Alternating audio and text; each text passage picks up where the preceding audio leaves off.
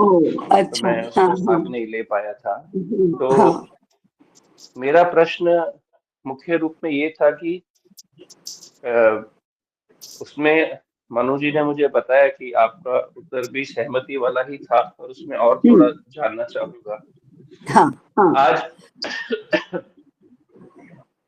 आज जो पुराना समय मतलब जो हम्म जहाँ पर लोग अपने विवेक से व्यवहार हम्म करते थे, हम्म और उसमें हमने जब देखा है कि कई ऐसी टेक्नोलॉजीज डेवलप हुई जिसको सामाजिक हम्म लेवल पे नहीं लाया गया, हम्म पर टेक्नोलॉजी लेवल पे था। ऐसा नहीं था हम्म कि टेक्नोलॉजी नहीं थी, हम्म, पर इतना विवेक था समाज में कि दो तरीके का जीवन एक्सेप्ट हाँ किया जाता था। हाँ। कि एक चीज है जो कि अ, असामान्य परिस्थिति के लिए है, हम्म। और वो टेक्नोलॉजी है। पर हम्म, सामान्य परिस्थिति के लिए जितना सहज जीवन हो सके उतना सहज हाँ रखना चाहिए। हाँ हाँ, मुझे याद आया आपका प्रश्न। हाँ, पूरा करिए लेकिन। जितना सहज जीवन होना चाहिए हम्म उतना सहज हम्म रखना चाहिए, जितना हम्म प्राकृतिक होना चाहिए उतना प्राकृतिक हम्म रखना चाहिए, हम्म सामंजस्य होना चाहिए समाज, हम्म सृष्टि, व्यष्टि और समष्टि के साथ में, हम्म और परमिष्टि के साथ में हमारा। हम्म हम्म पर हम्म आज की जो परिस्थिति है उसमें क्या है कि सबसे भयंकर जो टेक्नोलॉजीज हैं हम्म, उसको भी सामाजिक जीवन के अंदर उतार सामान्य। दिया गया है। हम्म।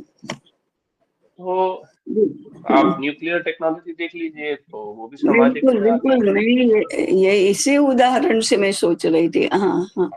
हम्म आप एआई का ले लीजिए, वो भी सामाजिक हम्म इसमें आ गई। हम्म आप कुछ भी लीजिए, उसको समाज में एकदम छोटे से छोटे लेवल तक लिया जा हम्म रहा है। तो हम्म इसमें इस परिस्थिति को लेते हुए हम्म हमारी क्या स्ट्रैटेजी, हमारी क्या अंडरस्टैंडिंग होनी चाहिए, इसको हम हम्म, कैसे एड्रेस करें। हाँ हाँ। इसका उदाहरण, मैं एक जेनेरिक उदाहरण तो ये हो सकता है कि भाई शिक्षा के थ्रू करेंगे, पर हम्म, ये आ, ये तो गवर्नेंस का विषय भी है। हाँ, अरे नहीं, ये तो व्यवस्था का बहुत बड़ा विषय है। हम्म हाँ। तो मैं इसको कैसे इसी देखते हैं। हाँ, मैं भी आपके प्रश्न आने से पहले भी मैं इन विषयों पर विचार कर रही थी कि ये हो क्या रहा है, कैसे हो रहा है। तो इसका मैं ये सोच रही, जैसे आज अण्वास्त्र हैं, इतने भयंकर भयंकर शस्त्र अस्त्र और वाहन ये सब हैं। तो हम भी अपने भारत के प्राचीन काल में भी सुन ही रहे हैं ना। अभी ब्रह्मोस कहाँ से आया? ब्रह्मास्त्र के ऊपर से आया। ब्रह्मास्त्र, वायवास्त्र, अग्न्यास्त्र, जृंभकास्त्र, पाशुपतास्त्र, ये सारे ऐसे अस्त्र और शस्त्र हैं जो आज के अण्वास्त्र से भी अधिक भयंकर हैं। वो भी आकाश में ही आकाश में एक दूसरे को तोड़ते हैं। वो भी लोगों के माने जुड़ुम्बकास्त्र का तो वर्णन ऐसा है कि वो आप जुड़ुम्बकास्त्र छोड़ेंगे तो सारी सेना मोहित होकर मूर्छित हो जाएगी, मरेगी नहीं, मूर्छित हो जाएगी।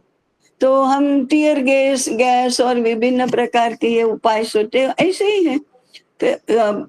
हम पुष्पक विमान के बारे में हम पढ़ रहे हैं, तो सामान्य लोगों के लिए तो वो नहीं था। तो ऐसी सारी व्यवस्थाएं जो पर्यावरण के नाश के लिए बहुत प्रभावी हैं, ऐसी सारे इन्वेंशंस तो थे ही, शस्त्र अस्त्र और साधन, गति के साधन, आने जाने के माने परिवहन के साधन, ये सब सबके सब उस समय थे। और इससे भी ज्यादा थे अगर उनका वर्णन हम सुने तो। महाभारत के युद्ध में प्रयुक्त सारे शस्त्रास्त्र, तो उसके भी पहले वेद काल में और इसमें प्रयुक्त शस्त्रास्त्र सब ऐसे ही थे। महाभारत में भी वो अश्वत्थामा का ब्रह्मास्त्र और ये सब आते ही हैं। तो ये सब तो था, परंतु सामान्य जन जीवन के लिए ये निषिद्ध था, ये निषिद्ध था। तो उसको और इसको अलग रखना, इसके लिए एक व्यवस्था है, धर्म प्रेरित व्यवस्था, जिसको कानून ने भी अपना आधार बनाया है कि ये तो नहीं चलेगा। ये सर्वसामान्य उपयोग के लिए निषिद्ध है। कहीं कहीं हमने पढ़ा है कि जब पुरस्कार देना होता था तो पालखी का मान, पालखी दी जाती थी और पालखी चलाने वाले, पालखी उठाने वाले वो भोई जिसको कहते हैं, वे भी दिए जाते थे। मैंने कहीं मैंने पढ़ा शॉफर ड्रिवन कार, यही पुरस्कार में दिया जाता था। लेकिन सामान्य लोगों को पालकी में बैठना निषिद्ध भी था कि नहीं, अमुक स्तर के लोग हैं उनके लिए ही है। जैसे आज लाल बत्ती वाली गाड़ी अमुक लोगों के लिए है, सभी लोगों के लिए नहीं है। तो ये तो व्यवस्था का भाग है। तो ये सारा विचार करके कि पर्यावरण के लिए, स्वास्थ्य के लिए, अर्थव्यवस्था की दृष्टि से, समाज व्यवहार की दृष्टि से कहाँ किसको क्या करना चाहिए, किसको क्या नहीं करना चाहिए, इसके एक संहिता होनी चाहिए। माने जैसे जैसे हमारा संविधान, कानून, न्याय व्यवस्था और दंड व्यवस्था आज राज्य के अंतर्गत, राज्य व्यवस्था के अंतर्गत है, परंतु समाज व्यवस्था के लिए संविधान और ये सब जो न्याय दंड ये सब कौन करता था? तो धर्म करता था, और उसकी संहिता को स्मृति बोलते थे। ये समाज का संविधान है, समाज के लिए न्याय व्यवस्था, दंड व्यवस्था, कानून व्यवस्था ये सब है। राज्य तो समाज का एक हिस्सा था, आज राज्य के हिस्से सारे सब कुछ हो गए हैं, और राज्य की व्यवस्था संपूर्ण समाज व्यवस्था को भी लागू है। तो हमारी कल्पना हमेशा स्वायत्त समाज की रही है। तो उसके कानून, उसकी दंड व्यवस्था, उसकी न्याय व्यवस्था, उसकी जीवन व्यवस्था, उसकी संहिता एक स्मृति ग्रंथ के रूप में आती थी। इसी प्रकार से आज भी ऐसी संहिताएं बननी चाहिए। संहिता माने आचार विचार के नियम, नियम व्यवस्था कि इसको ये करना, इसको ये नहीं करना। अब आज क्या होगा, ऐसी संहिता बनाएंगे ना तो राज्य का जो संविधान है वो हमारे लिए बंधन कारक रहेगा, धर्मशास्त्र बंधन कारक नहीं रहेगा। परंतु हम संविधान के अविरोधी, क्योंकि हम उलझना नहीं चाहेंगे। उलझने लगेंगे तो ये भी गया वो भी गया और कहीं के नहीं रहे, ऐसा होगा। तो संविधान के अविरोधी परंतु धर्मानुकूल ऐसी विभिन्न प्रकार की संहिताओं का बनना बहुत आवश्यक है। आपका प्रश्न सुनने के बाद मुझे ये भी विचार आया कि ऐसे सेमिनारों की हमको रचना करनी चाहिए कि let us discuss out this very great confusing problem कि एक व्यवस्था करते करते दसियों प्रकार की समस्याएं निर्माण हो जाती हैं, जिनको दूर करने के लिए और सारा इतना कुछ करना पड़ता है। उसमें तो सारा मामला वैचारिक दृष्टि से, व्यावहारिक दृष्टि से, व्यवस्था की दृष्टि से सब उलझ ही जाता है, कहीं पर भी सॉल्यूशन नहीं है। पर्यावरण का प्रदूषण हो ऐसी सारी व्यवस्थाएं करो, उसको विकास का नाम दो, और फिर पॉल्यूशन की समस्या दूर करने के लिए सेमिनार करो, और उसमें उसके जो मूल कारण है इसका तो कहीं उल्लेख न करो, या तो फिर उल्लेख करो लेकिन वो केवल एकेडमिक डिस्कशन रहेगा। इधर कानून नहीं बनेगा कि गंगा के किनारे केमिकल्स गंगा में मिलते हैं, ऐसे कारखाने नहीं होने चाहिए, या ऐसे प्रोडक्ट ही नहीं होनी चाहिए, ये व्यवस्था में नहीं आएगा फिर। क्योंकि खंड खंड में चिंतन या आज के चिंतन का एक मुख्य लक्षण है। आप अर्थशास्त्र की बात कर रहे हैं तो उसकी ही बात करो बस, उसके बाद फिर परस्पर कौटुंबिक संबंधों का क्या होगा इसका विचार मत करो। वो जब कुटुंब व्यवस्था की बात करेंगे तब करो, या समाज की समाज के सौहार्द की, सामाजिक समरसता का क्या होगा इसका विचार मत करो। बेरोजगारी का क्या होगा, इसका और नीति शास्त्र का और प्रोडक्शन का कोई एक दूसरे अंतर्गत अर्थशास्त्र के अंतर्गत ही बेरोजगारी का प्रश्न है, दारिद्र्य का, गरीबी का प्रश्न है, स्वास्थ्य का प्रश्न है, और प्रोडक्शन का प्रश्न है तो प्रदूषण का भी प्रश्न है। सब कुछ एक साथ इंटीग्रल वे में नहीं सोचना, ऐसा होता है। तो मुझे लगता है कि ये जो प्रश्न है इसको हमने बहुत विचार विमर्श का हिस्सा बनाना चाहिए। और हो सकता है मैंने हम ऐसा भी कर सकते हैं कि आने वाले 2, 5, 10 सेमिनार अलग अलग अलग ग्रुप्स को लेकर वेरी मीनिंगफुली, मैंने केवल औपचारिक पद्धति के नहीं, सॉर्ट आउट द प्रॉब्लम इस रूप में हम करें। और ऐसे सेमिनार के पहले हमारा भी इसमें थोड़ा चिंतन, ऐसा पूरे प्रॉब्लम को संपूर्ण एक पूर्ण रूप में उसको समझना, फिर उसको थोड़ा वर्गीकृत करना, एनालाइज करना, फिर एक एक सेमिनार का विषय बनाना, और part as a part of the whole इस प्रकार से सेमिनारों की श्रृंखला हो।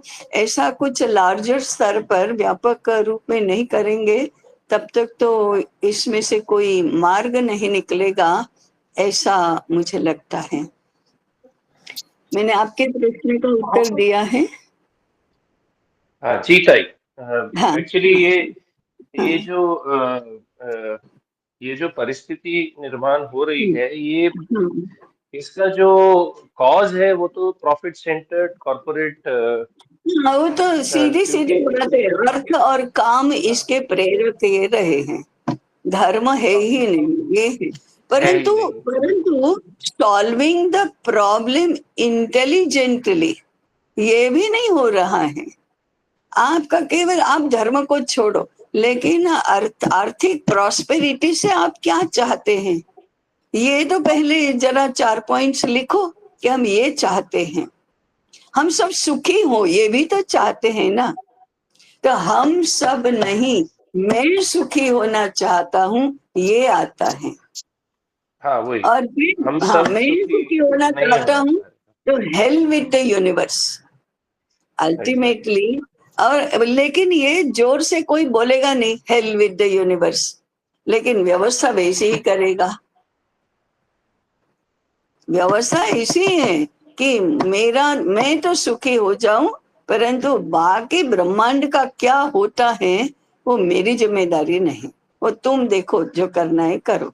तो फिर कलेक्टिव लिविंग क्या होगा, कलेक्टिव तो होगा नहीं। तो ये जो बुद्धि पूर्वक किसी बात का विचार करना, ये भी आज तो नहीं हो रहा है। आंसर द क्वेश्चन लॉजिकली, वो भी नहीं होता है। इसलिए ये इंटेलेक्चुअल जो दारिद्र्य है उसके सारे, हम तो नीति की, धर्म की, संस्कार की, संस्कृति की बात ही मत लाओ बीच में। परंतु आप बुद्धि, आपकी बुद्धि से तो सोचो, आपकी बुद्धि क्या कहती है, उससे भी नहीं है। बौद्धिक दारिद्र्य का ये युग है, केवल आर्थिक दारिद्र्य का नहीं। क्योंकि हम प्रश्नों के माने समस्याओं का समाधान ही हम नहीं कर सकते हैं। कैसे समाधान होगा इसका भी नहीं। तो जिसको हम विशाल बुद्धि कहते हैं, कुशाग्र बुद्धि कहते हैं, तेजस्वी बुद्धि कहते हैं, इसका ही पहले तो अभाव है। भले ही बड़े बड़े मंच हो या ताम झाम कितने भी हो, जब किसी प्रश्न की चर्चा करने के लिए प्रस्तुत होते हैं तब जाकर बौद्धिक दारिद्र्य का पता चलता है। ये कोई बुद्धि बुद्धि है कि नहीं, बौद्धिक दृष्टि से 4 बातें एक दूसरे के साथ जोड़कर रिलेट कर सकते हैं कि नहीं, नहीं एक बार में एक ही। वो 4 को एक साथ जोड़ना भी सूझता भी नहीं है और आता भी नहीं है।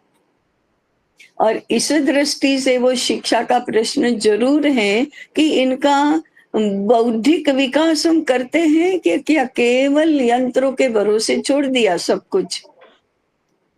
the faculty of understanding, the faculty of grasping, the faculty of assimilating, the faculty of seeing things, faculty of going deep into some problem, some situation.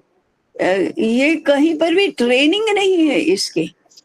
इतने यंत्र बचपन से आ गए कि एनालिटिकल फैकल्टी वो भी नहीं होती है, मनुष्य की नहीं होती है, वो भी यंत्र के सहारे एनालिसिस करना.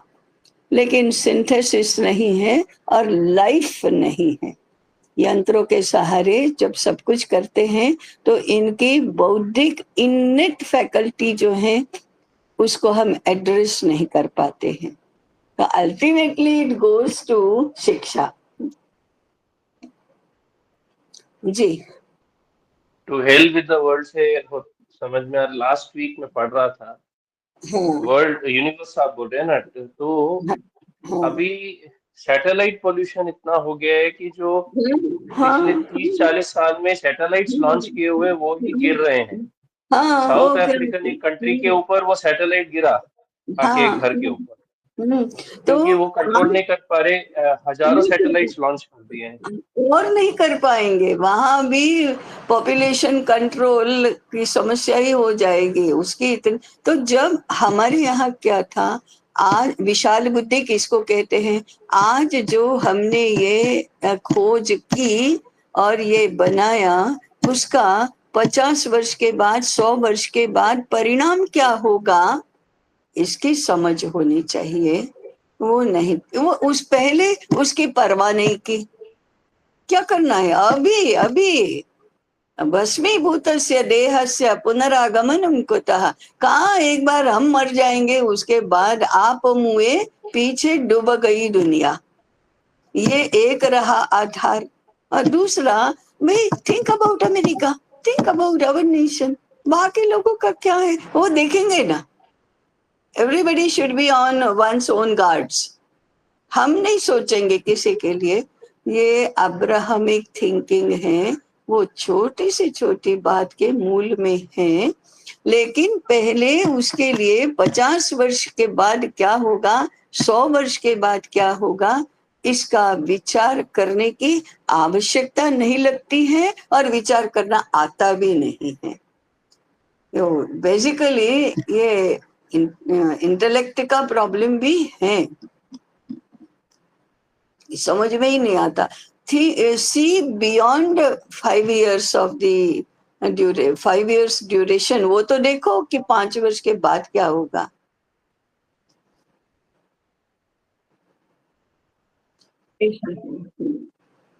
तो कुल मिलाकर हमको ये सारा विचारधारा का युद्ध है. आक्रमण भी विचारधारा का ही है. और there is somebody called India जिसको ये आक्रमण का कुछ आभास हो रहा है, पता चल रहा है. लेकिन वहाँ यहाँ भी कंफ्यूजन कम नहीं है. और आत्मग्लानि या हीनता बोध बहुत है, बुद्धि विभ्रम बहुत है. अंदर से कहीं कहीं कहीं आभास हो रहा है. जो आभास हो रहा है वही दुनिया को बचने की आशा है. बाकी तो so we have to dwell upon it. उसके ऊपर ही टिके रहने की आवश्यकता है. तो श्रीनिवास जी का प्रश्न है. बाकी युगानुकूलता के नाम पर इतनी फिसलन है कि आप अपने आप को संभाल नहीं पाते. हाँ मनु जी. नहीं, तो श्रीनिवास जी का प्रश्न है. हाँ श्रीनिवास जी. हाँ नमस्ते ताई. हाँ जी. ये 2 डायमेंशन है. एक तो ये जो चर्चा हुआ ये बौद्धिक स्तर का एक प्रश्न है. ये तो एक डायमेंशन में ठीक है, पर बहुत लोग जानते भी है कि ये सब तो जैसे इलान मस्क कहते हैं कि हम भूमि में नहीं जी पाएंगे, इसलिए हमको मार्स में एक सिटी बनाना चाहिए. तो उनको पता भी है कि नाश हो जाएगा. तो एक तो ये बात है कि लोग जानते हैं कि पानी सभी ठीक नहीं है तो जीने के मुश्किल है, फिर भी हम जैसा जी रहे हैं, सिर्फ आज वो जो सिर्फ आज का जीवन का ही हमारा मतलब है। हाँ, तो ये तो एक इंटेलेक्चुअली भी हम डिसऑनेस्ट है, ये तो पता चलता हाँ, है। ऐसा ऐसा ऐसा नहीं कि इंटेलेक्चुअली भी नहीं जानते बहु लोग, बहुत लोग जानते भी है। एक तो एक है। दूसरा मेरा जैसे आपने दत्तोपंत का एक मैंने भी सुना था उनसे, जब वो स्वातंत्र का बाद वो पुणे से बॉम्बे जा रहे थे, उस टाइम में वो प्रश्न आया कि क्या हो जाएगा हिंदू हमारा राष्ट्र का, ये तो हम कुछ नहीं कर पाएंगे। इस समय में उनका जो उत्तर था, इस संदिग्ध काल में त्वदीयाय कार्याय, जो उन्होंने कहा कि हम तो भगवान का जो कार्य है उनका ही करेंगे, क्या होगा उसके लिए हम क्यों चिंता करें। ऐसा उनका एक चिंतन तो बहुत अच्छा है, बहुत तात्विक चिंतन है।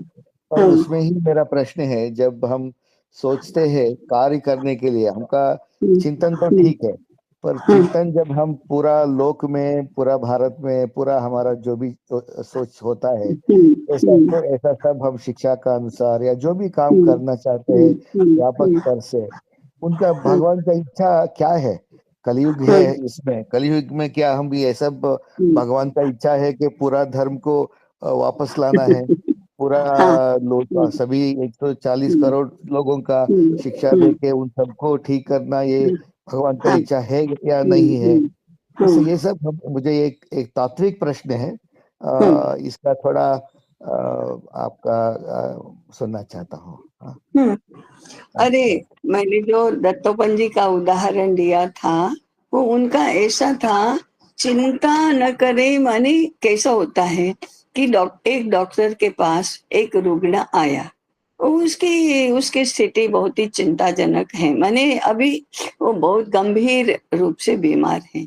तो डॉक्टर अपने आप को उससे अलग रखकर, माने अरे रे ये तो मर जाएगा, अब क्या करेंगे, दुखी शोकग्रस्त, और कुछ सूझता नहीं है, आंखों के सामने अंधेरा छा गया, ये तो कितना इसके जीवन में, अब उसके घर वालों का क्या होगा, ऐसी चिंता करे कि उसका इलाज करे, उसकी चिकित्सा करे, क्या करे।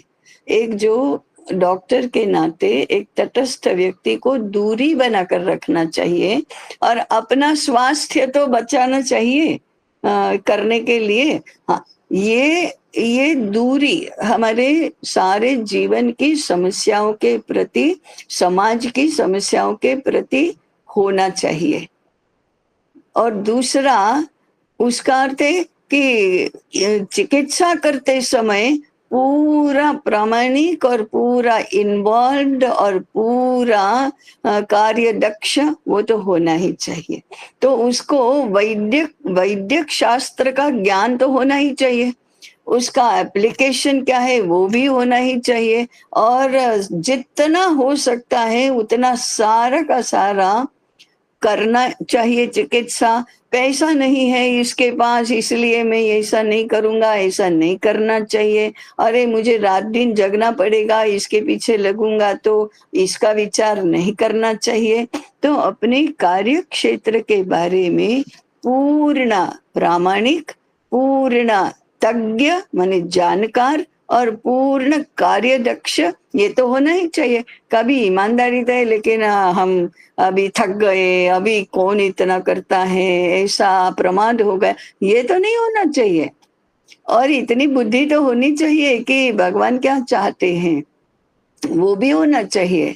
ये केवल ये जो मानसिकता है कि मेरे करने से ही सब कुछ होगा, ये नहीं, उसके कारण से भय, चिंता, शोक, दुख, अस्वस्थता ये नहीं होना चाहिए। ये उनका कहने का तात्पर्य था कि हम बेकार में अरे रे जमाना कैसा आ गया है, लोग कितने अप्रामाणिक हो गए हैं, कितने प्रमादी हो गए हैं, किसी को इसकी पड़ी ही नहीं है, किसी को धर्म की कुछ पड़ी नहीं। हाँ ठीक है ना, ठीक है ना, ये सब पता है, इसके बाद अब करना क्या है वो भगवान की इच्छा नहीं जानना तो हम काम कैसे करेंगे, वो तो जानना। भगवान की इच्छा हमारी इच्छा बननी चाहिए, भगवान के कार्य कुशलता हमारी कार्य कुशलता बननी चाहिए।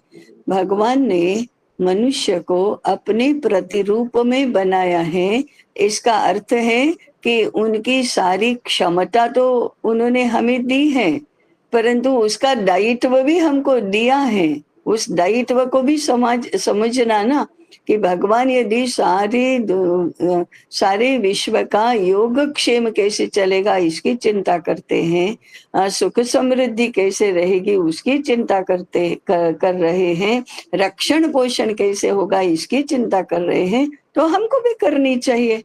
भगवान हमारे तो माध्यम से ही तो काम करते हैं, ये सारे कार्य हमारे माध्यम से करते हैं, तो हमको वो तो करना ही चाहिए। कहने का तात्पर्य तो वह था। ठीक है। हाँ भाई, ये ठीक है, ये बहुत अच्छा है, पर एक और उसमें है कि ये मैंने जैसे बताया, ये तो कलयुग है, कलयुग में धर्म तो एक ही पाद है। हाँ। और उसमें भी जब जैसे हम सुनते हैं पुराणों में, तो आगे आगे बढ़ते बढ़ते धर्म का और भी हीनता हो जाएगा। तो ये तो हम जानते हैं। तो भगवान का इच्छा तो शायद यही है कि धर्म का उनका अवसान ही होना है। तो इसको जानकर क्या हमको इसका अनुरूप इच्छा करके हमको जितना जितना भगवान का इच्छा है, तो भगवान का जो भी क्षमता है वो सब तो यहाँ अभी कायम नहीं होगा इस काल में। तो हमको कितना करना है, कितना न करना है, इसका विवेक कैसे करना है? देखो, एक रुग्ण आता है, वैद्य को पता है कि इनका कितना भी हम चिकित्सा करेंगे तो भी इनका आयुष्य इतना ही है। तो फिर उसका वैद्य का क्या व्यवहार, कैसा व्यवहार, कैसी भावना रहेगी? क्या चिकित्सा में प्रमाद करेगा? वो नहीं करेगा। उसकी जितनी क्षमता होगी वो सब करेगा, लेकिन चिकित्सा करेगा तो ये बचेगा क्यों नहीं, ये मेरा रुग्ण बचना ही चाहिए, बचेगा क्यों नहीं, ऐसा भी नहीं होगा। पता है, लेकिन पता होने के बाद वो ये ठीक है, ये तो मरने वाला ही है ना, क्यों इसका ध्यान करना, गया तो गया नहीं, एक बार औषध दिया तो नहीं दिया, ऐसा नहीं किया तो नहीं किया, ऐसा प्रमाद भी तो नहीं करेगा वो।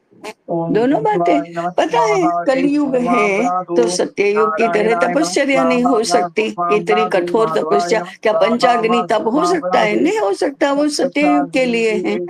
लेकिन कलयुग का तप क्या है उसकी तो जानकारी हो ना। उतनी अधिकतम उतना तप करने के लिए हमें भी प्रवृत्त होना और बाकी लोगों को भी प्रवृत्त करना। तो पता, परिस्थिति का पता कलयुग में क्या है वो तो होना, और वो उसकी रक्षा करने का प्रयास हमारी बुद्धि शक्ति और अनुकूलता के अनुसार करना, जो भी मैक्सिमम हमारा है इसे करना। ये तो अरे यार क्या सब कुछ ऐसा खराब होने वाला है, अभी भगवान की इच्छा है, एक धक्का और दो, ऐसा थोड़े करते हैं। नहीं, पकड़ के रखो। ये व्यावहारिक विवेक है। भगवान भी तो कलयुग में एक पाद पर धर्म है तो एक पाद का उपयोग तो करेंगे ना, कि एक पाद का नहीं करेंगे, एक पाद का तो करना चाहिए।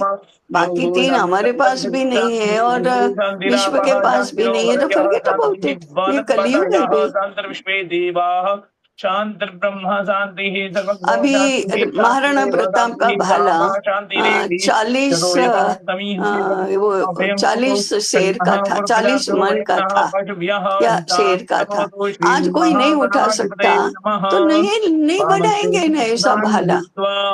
ये भी रोते तो नहीं बैठेंगे नौरे रे, आज के युवकों में तो कोई शारीरिक शक्ति ही नहीं रही कि ये भाला भी नहीं उठा सकते हैं, तो ये क्या करना, इनको तो शस्त्रास्त्रों से लैस करने की कोई आवश्यकता नहीं है, उठा नहीं सकते इतना। हाँ तो ठीक है ना, आज के अनुरूप उनकी अच्छी से अच्छी ट्रेनिंग करो और अच्छे से अच्छे शस्त्र और अस्त्र बनाओ जिसका वो प्रयोग कर सके। तो आज के युग के अनुसार करो, यही युगानुकूलता है। परंतु अल्टीमेट धर्म की रक्षा करो, ये तो कृत युग में भी सूत्र था, कलयुग में भी सूत्र है, और फिर वन एंड ऑल सबके लिए ये लागू है। ओम हस्तो बद्ध्वा प्रार्थयेत। तो अगर ऐसा सोचे तो आज का युग में ऐसा भी हो सकता है, ये जो टेक्नोलॉजी है जैसे मनीष जी ने बताया, शायद इसी का अनुसार हमको धर्म का रक्षण करना पड़ेगा, ये यूज करते ही हमको करना पड़ेगा, ऐसे भी प्रश्न। ये विवेक का दूसरा बिंदु है कि कितना हम इसका परिहार कर सकते हैं, जैसे व्यवस्था है ना, ये आज का नहीं, मैंने तो टेक्नोलॉजी का महाभारत काल का उदाहरण दिया, रामायण काल का दिया, वेद काल का दिया। उस समय भी तो ब्रह्मास्त्र था, उस समय भी तो अग्न्यास्त्र था, सब कुछ जला देगा, उस समय भी था, लेकिन व्यवस्था बनाई ना कि ये हमारे घर का चूल्हा जलाने के लिए अणु शक्ति का उपयोग नहीं करेंगे। हम तो आज सामाजिक व्यवहार में करते हैं, वो नहीं होना चाहिए। इतनी सुरक्षा, इतनी सावधानी कृत युग में भी चाहिए थी, आज भी चाहिए है। तो कुछ एप्लीकेशनल सूत्रों में भी शाश्वत और युगानुकूल दोनों होते हैं। मुझे लगता है सबसे बड़ा क्रूशियल प्रॉब्लम ये तत्व और व्यवहार के शाश्वतता और युगानुकूलता के विवेक का ही है।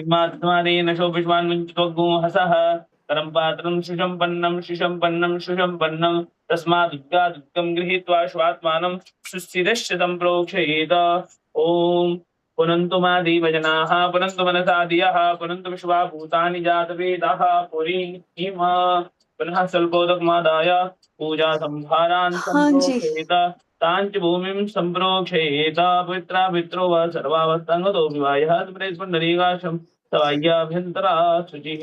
क्यों आज विश्व मौन क्यों है?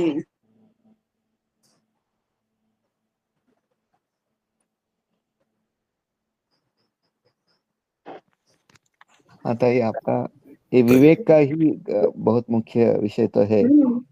और विवेक बुद्धि का गुण है, इसलिए मैंने बुद्धिमानी का ही प्रश्न उठाया था कि शास्त्र चर्चा तो करनी है, सब प्रकार के उच्च विद्या विभूषित तो होना है, लेकिन विवेकशील बुद्धि नहीं। ये जो आपने सेमिनार की बात करी थी प्रारंभ में, वो अगर ऐसा एक सेमिनार डिजाइन होता है तो उसका टारगेट ऑडियंस क्या होना चाहिए था? मैंने जेनेरिक सेमिनार भी एक विकल्प है, लेकिन मैंने खाली प्रबोधन की बात है कि इसमें कुछ एक टारगेट जैसा हमारा होना चाहिए कि अच्छा इन लोगों के साथ बात करके इस तरह का काम स्टेप 1 हो सकता है हमारा। बिल्कुल ठीक। मेरा मानना है ये जेनेरिक नहीं है, ये प्रबोधन, उपदेश, मानसिकता निर्माण करना ये नहीं है। सामान्य लोगों का ये प्रश्न ही नहीं है, उनका दायित्व भी नहीं है। जो अपने आप को बौद्धिक क्षेत्र के सूत्रधार मानते हैं, जो विषय रखते हैं, जो रिसर्च करते हैं, जो बुद्धि के क्षेत्र में काम कर रहे हैं, फंडामेंटल रिसर्च के क्षेत्र में काम करते हैं, पीएचडी वाला रिसर्च नहीं, जो आधार रूप है, ज्येष्ठ मासो पूर्वे ऐसे शुक्ल पक्षे हाईली अद्य इंटेलेक्चुअल, चतुर्दश्यायां वो तदुपरिपूर्णिमायां भी हाईली वसंतौ इंटेलेक्चुअल उनकी डिग्रीज के शोभाद्रान्तायां कारण से नहीं। पूर्णक्षत्रेषु अब योगेषु आज के करणे हमारे ही संदर्भ में हम देखें चंद्रे तो जो भारतीय ज्ञान और भारतीयता, इसके ऊपर जो विवेचन करते हैं, जो थीसिस तैयार करते हैं, जो उसके आधार पर, जैसे संदीप जी ने कहा, कार्य योजना बना। देखिए अब मैंने identifying the problem, the root causes, मूलगत ऐसे बात कर, उनके लिए हम समझते हैं 10 लोग रहे, 15-20 लोग रहे तो बहुत हो गया। और जैसा अभी हमने संभल में किया था, हम 7-8 लोग ही थे, परंतु बहुत ही अच्छी चर्चा हुई। तो ऐसे हमारा ये जो औपचारिक होता है ना, ये 1.5 घंटे का पहला सत्र हो गया, और फिर ये 5 मिनट इसके लिए और 10 मिनट इसके लिए, ऐसे नहीं, वो आराम से करो, सामने गोल रखो कि हमें कुछ सॉर्ट आउट करना है, हमको समझना है, एक दूसरे से समझना है। ऐसा करके बहुत ही केयरफुली चयन करके कि होमोजेनियस ग्रुप भी चाहिए। जैसे चरक संहिता में कितने प्रकार की संभाषा माने परिषदें हो सकती हैं, तो उसमें एक आता है तद्वित संभाषा, एक विषय को अच्छी तरह से जानने वाले लोगों की ये परिषद है, विमर्श है, जिसमें कोई एक व्यक्ति अपना अभिप्राय प्रस्तुत करता है तो उसको समझने की समस्या नहीं है, सहमत होने की नहीं होने की समस्या है कि हाँ इसकी परीक्षा होगी, इसके बारे में मतांतर होंगे, वाद विवाद होगा, चर्चा विमर्श होगा। ऐसे तद्वित संभाषा की मैं बात कर रही हूँ। पर तय ऐसी श्रेणी के लोग मैंने आज की व्यवस्था में ऐसा कोई ओनरशिप तो नहीं है किसी का कि हाँ मैंने जो आज का सेटअप है उसमें, लेकिन अगर समाज के ऐसे लोग जो अपने आप को इस दिशा में मानते हैं या रखते हैं, मैंने या तो कॉलेज के ये ह्यूमैनिटीज और ये ऐसे लोग रहेंगे या गवर्नमेंट के लोग रहेंगे, नहीं ऐसी ही ऑडियंस बनेगी फिर हमारी। नहीं बेचारी गवर्नमेंट को तो बख्शो ही आप। दूसरा क्या है कि स्वायत्त समाज के अंतर्गत एक व्यवस्था राज्य व्यवस्था है, इसको तो पहले हमको स्वीकार करना होगा।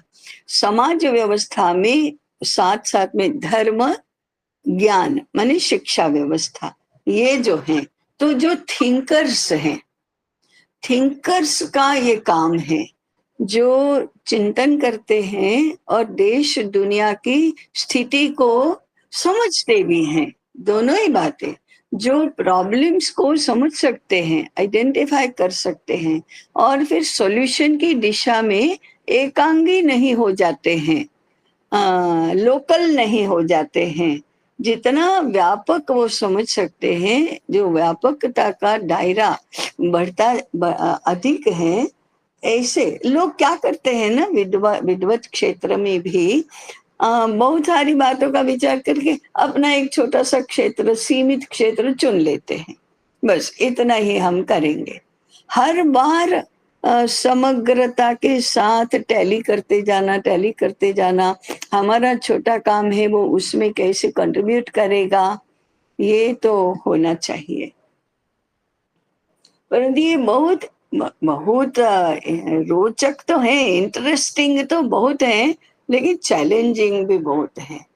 ये बहुत चैलेंजिंग है, बड़ा चैलेंजिंग है। और इसके लिए ना दूर की सोचनी है तो हमारे छात्रों की बुद्धि कैसे विकसित हो, बुद्धि कैसे विशाल हो, इसके ऊपर विद्या क्षेत्र में हो, पूर्ण प्रमिति में हो, कहीं पर भी हम दूसरी पीढ़ी तैयार कर रहे हैं ना। तो फिर ये मानसिक बौद्धिक क्षमताओं का क्या? वो ऐसी प्रगल्भ बुद्धि बुद्धि के प्राइमरी लक्षण में हो तो अनुभव से होती है, अभ्यास से होती है, परंतु एक 20 वर्ष की आयु में बुद्धि इतनी सक्षम हो, तेजस्वी हो, ये तो हमारा ये होना चाहिए ना। 4 बातें उनको नहीं पढ़ी तो नहीं पढ़ी, परंतु पढ़ सके और समझ सके ऐसी बुद्धि पहले होना। मैंने आपको ओलंपिक्स में भाग लेना है, बात ठीक है, और लेकिन आपके पैर तो ठीक होना चाहिए पहले, उसमें ताकत होना चाहिए, स्किल भी होना चाहिए, अभी उसके लिए प्रैक्टिस होना चाहिए। तो उसको नहीं 4 मेडल मिले तो अभी वर्तमान में तुरंत के तुरंत तो चलेगा, लेकिन बरसों तक वो प्रैक्टिस किस बात की कर रहा है? तो हमारे छात्र 20 वर्ष के होते होते उनके अंडरस्टैंडिंग, उनकी बुद्धि ऐसी बने। से ये ज्ञान का क्षेत्र है ना, वो बुद्धि का क्षेत्र तो सबसे पहले है। आर्ष दृष्टा भी बुद्धि के स्तर पर आर्ष दर्शन करते थे, क्योंकि आर्ष दृष्टा मानी जिनको अनुभूति होती थी, उनको शब्दों में ही तो उसको व्यक्त करना है। जब तक अनुभूति है तब तक मैं व्यक्त ही नहीं हो सकती हूँ, तो दूसरे किसी तक पहुंचती ही नहीं है, कम्युनिकेट ही नहीं होती है। तो कम्युनिकेट करने का माध्यम भाषा है और साधन बुद्धि है। वो अनुभूति और बुद्धि का ऐसा मेल तो होना चाहिए। अब ये हम जो समग्र विकास का पहला मुद्दा है, सर्वांगीण विकास का, उसमें बुद्धि विकास का ये संदर्भ है। और बुद्धि विकास के लिए हमारा मन ठीक होना चाहिए, ये उसकी प्री कंडीशनिंग है। और फिर आपकी नीयत अच्छी होनी चाहिए, तभी वो दैवी होगी, नहीं तो आसुरी होगी। ये कल्चरल संदर्भ है उसका।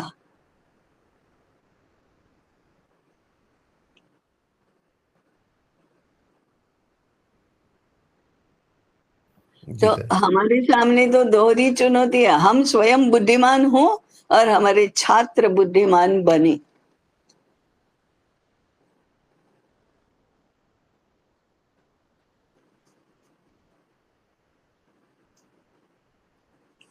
हाँ जी, तो 1 मिनट शेष है, आप जाने मैं क्या करूं। वो भी खत्म हो गया था।